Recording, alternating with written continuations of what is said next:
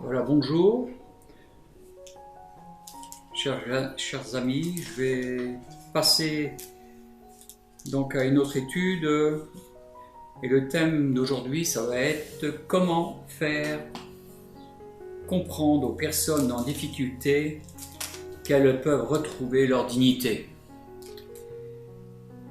Mais avant tout, je vais prier. Seigneur, bénis ce moment, bénis cette parole, bénis cette méditation, cette réflexion. Je compte sur ta grâce et la direction de ton Saint-Esprit, au nom de Jésus-Christ. Amen. Humainement, je n'ai pas de réponse et je suis dans la capacité de les aider, ces personnes. Mais selon la Bible, la parole inspirée de Dieu, elle nous fait des propositions et nous laisse son instruction. Et voilà, cette parole est prête à nous parler. Et nous allons commencer par prendre un passage dans Matthieu, chapitre 28, versets 18 à 20. C'est le dernier chapitre de Matthieu 28, du verset 18 à 20.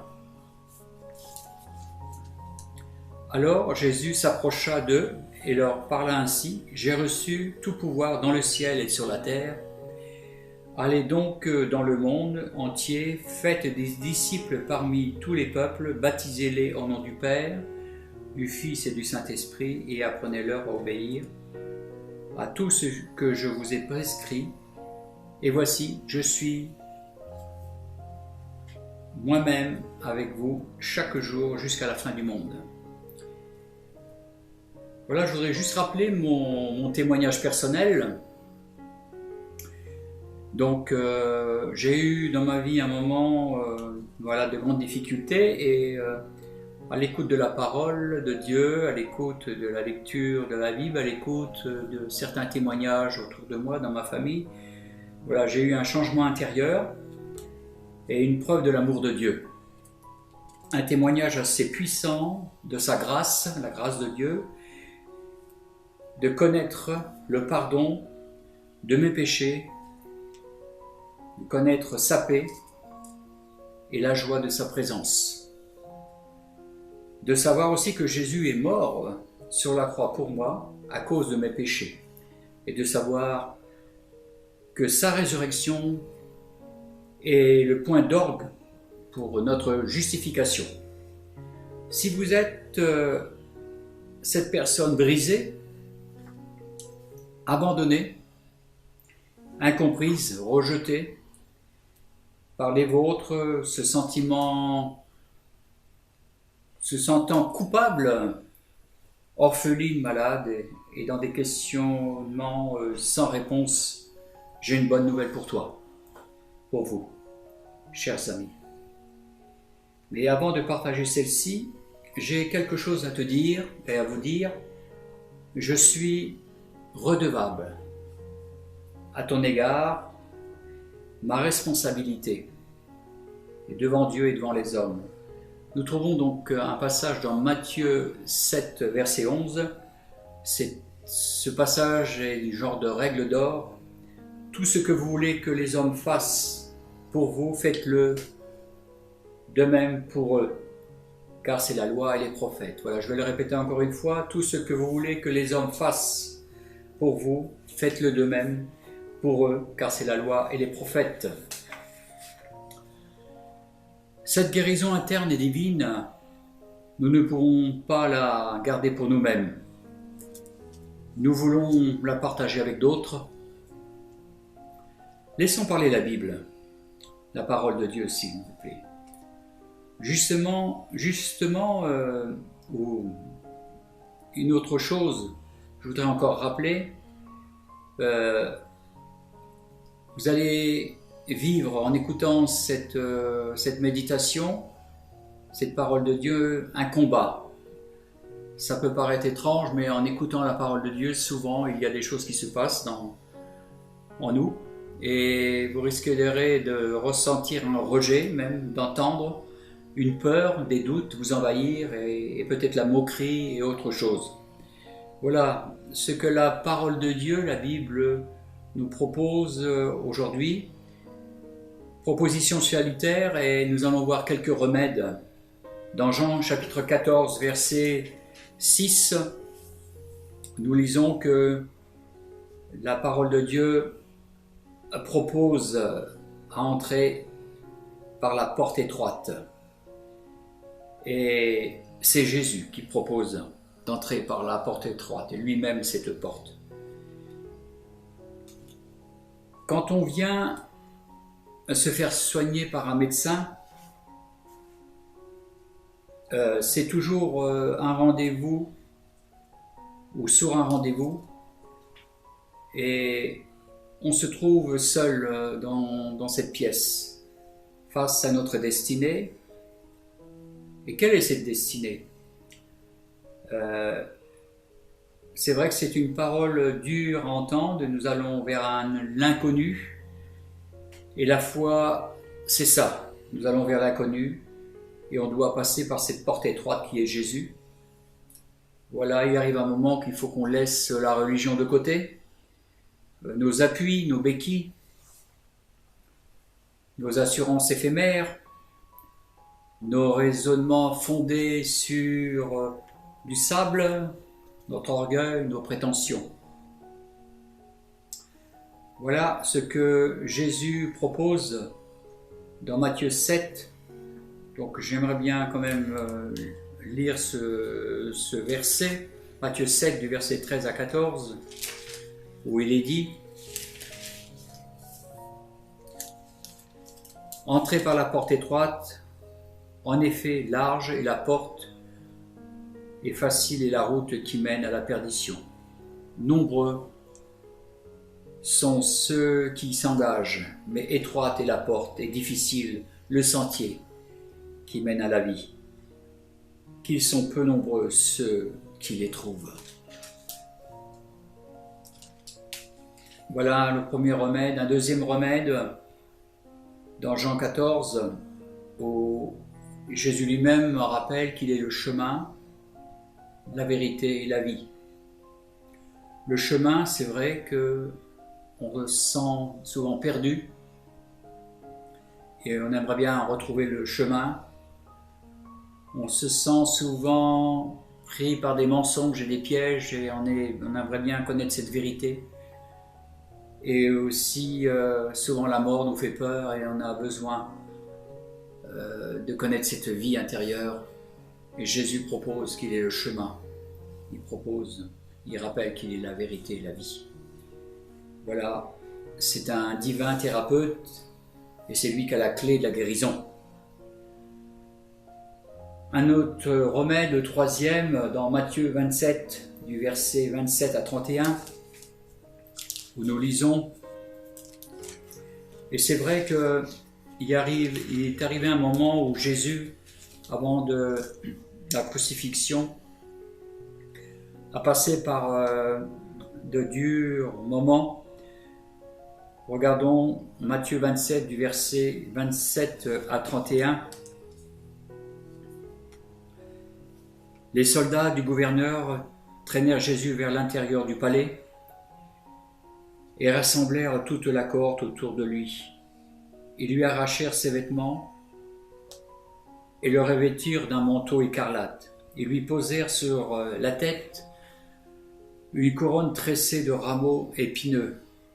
Dans sa main droite, ils placèrent un roseau en guise de sceptre. Ils s'agenouillèrent devant lui en disant, sur un ton sarcastique, « Salut, roi des Juifs !» Ils crachaient sur lui et prenaient le roseau et le frappaient à la tête. Quand ils eurent fini de se moquer de lui, ils lui ôtèrent le vêtement, le manteau, lui remirent ses vêtements et l'emmenèrent pour le crucifier. Voilà ce remède que le Seigneur nous propose ici, Jésus, c'est qu'à la place de la dureté du cœur de l'homme, Jésus répond par la tendresse, par la bonté. Dans Luc chapitre 23, verset 34, il est même dit, avant que Jésus quitte ce monde, « Père, pardonne-leur, car ils ne savent pas ce qu'ils font. Voilà, nous trouvons en Jésus-Christ tendresse, bonté, pardon, amour. Quel merveilleux fruit émane de Jésus. Je voudrais voir aussi un autre moment, d'autres propositions, et c'est l'expérience de la réconciliation, de la communion d'esprit avec sa créature. Dieu veut rentrer en communion avec la créature, avec nous. Comment retrouver cette communion avec Dieu, avec cette créature perdue, sachant que nous avons perdu ce Créateur et toute communion depuis Adam et Ève en Éden. Voilà, Jésus seul est le chemin. Et ce chemin passe par la croix, par le sang versé sur cette croix. Il a fallu donc ce sacrifice. Souvent la culpabilité, le scepticisme sont un état d'âme qui disent « je suis irresponsable, je suis irrécupérable, je suis perdu, je suis trop méchant comme le brigand sur la croix ». Non, c'est pas trop tard. Sur les deux brigands, un a reçu le salut et le pardon grâce à la foi en Jésus. Chers amis ou chers amis, chasse cette pensée d'incrédulité et concentre-toi sur la parole de Christ seul.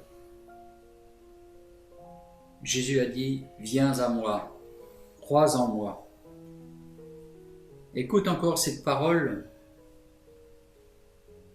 écoute encore sa parole, la parole de Jésus, dans Jean 15, verset 11. Jésus rappelle ici que une parole qui est vraiment incroyable. Je vous ai dit cela afin que ma joie soit en vous et que votre joie soit complète, parfaite. Dans Jean 14, 27, il dit également « Je vous laisse la paix, je vous donne ma paix, que votre cœur ne se trouble pas. » La communion entre deux personnes se passe par l'écoute, par l'acceptation de recevoir, de croire la parole de l'autre. Donc la relation, l'écoute, l'amour de Dieu ne trompe pas. Méditons maintenant sur cette communion ou cette relation entre le Créateur Dieu et la créature l'homme. Selon la Bible, la parole inspirée de Dieu. Il faut croire en Jésus-Christ. Dans ce petit message, je vais souvent me répéter, car c'est très important d'entendre ceci. Il faut croire en Jésus-Christ. Aujourd'hui, on est prêt à croire à n'importe qui et à n'importe quel prix. Et souvent, on se trouve déçu, trompé, trahi et abandonné. C'est vrai, dans le désespoir, on essaie tout. Jésus peut et veut t'aider dans ta situation actuelle. L'expérience est personnelle. Et toi seul jugeras cela. Celui qui croit en moi, dit Jésus, vivra, et je lui donnerai l'eau qui désaltère le salut. En nous, nous avons un désert, un vide à remplir. Ils soif de quelque chose. Allez, faites cette prière. Jésus, donne-moi cette eau vive. La Samaritaine a fait cette prière quand elle était en face de Jésus. Dans Jean chapitre 4, versets 13 à 15. Jésus, donne-moi cette eau vive. Un autre point, croire en Jésus-Christ, et maintenant il faut aussi accepter par la foi ses paroles avec joie, lui faire confiance. Une bonne nouvelle, cela ne se refuse pas. L'être humain, dans le désespoir, que se passe-t-il? Que peut-il? Où peut-il? Comment peut-il s'accrocher? Et souvent le désespoir nous pousse à s'accrocher à n'importe qui, faire n'importe quoi. Et Jésus lui tend sa main. Prends-la. Reçois sa parole par la foi et sa lumière qui chassera aussi les ténèbres qui sont souvent épaisses en nous. Jésus t'aime. Le sais-tu? Jean 3,16. Car Dieu a tant aimé le monde qu'il a donné son Fils unique, afin que quiconque croit en lui ne périsse point, mais qu'il ait la vie éternelle. Jean chapitre 3, verset 16. Et un autre point, le dernier, maintenant, je me mets en route, sans crainte, et je fais un demi-tour avec le passé, 180 degrés. Je choisis la vie et non la mort. Sur la route, tu trouveras des obstacles, et Jésus est avec toi. Le diable est un menteur depuis le commencement. C'est un meurtrier, c'est un voleur, un moqueur. Il s'appelle Diabolos et il te mettra des bâtons dans les roues. Et souvent chaque chrétien est attaqué sur ce terrain-là pour nous faire chuter, pour nous empêcher d'avancer. Mais le Seigneur est avec toi, il est sur ce chemin. Il te garde, il te protège, il met ses anges, sa protection. Et l'Esprit de Dieu, l'Esprit Saint t'enseignera toutes choses. Voilà, Jésus aussi, il est bon de le rappeler, a vaincu le diable à la croix et le péché. Il a tout porté sur lui, ce péché, notre faiblesse. Et il a mis à nu les puissances diaboliques. Jésus est le vainqueur. À lui soit la gloire, la puissance et l'honneur. Voilà, tu viens d'identifier le malin. Marche dans l'amour de Christ. Apprends à discerner. On reconnaît l'arbre au bon fruit. À savoir qu'il y a un enjeu important dans Matthieu 7, versets 13 à 14. Entre par la porte étroite. C'est Jésus. Mais large est le chemin, et spacieux.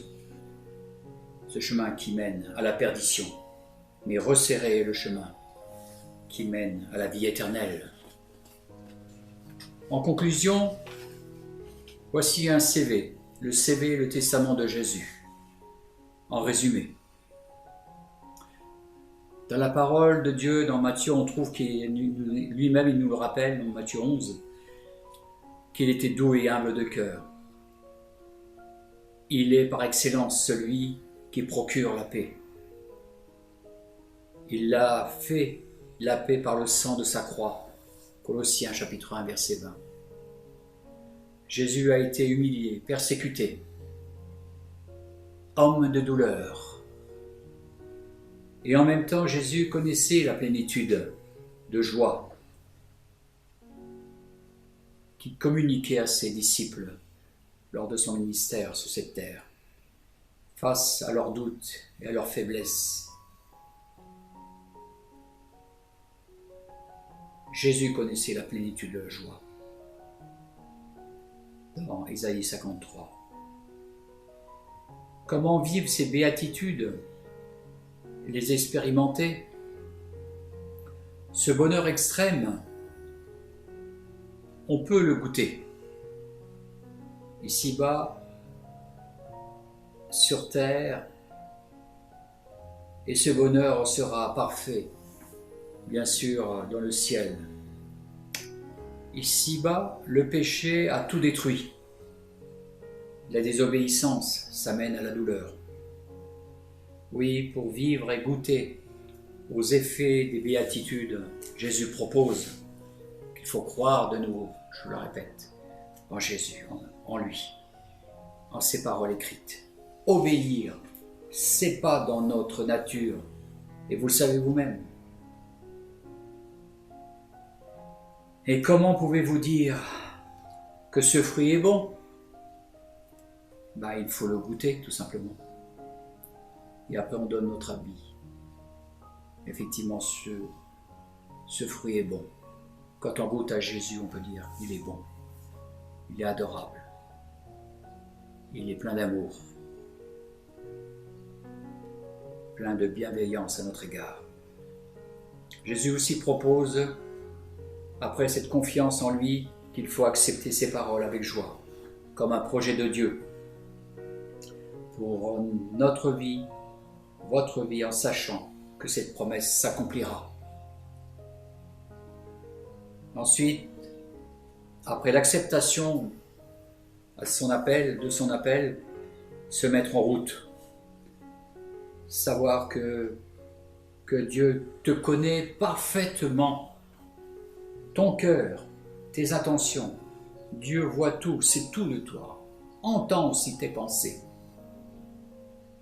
La voix du bon berger, Jésus-Christ, se fait entendre et ses brebis le suivent.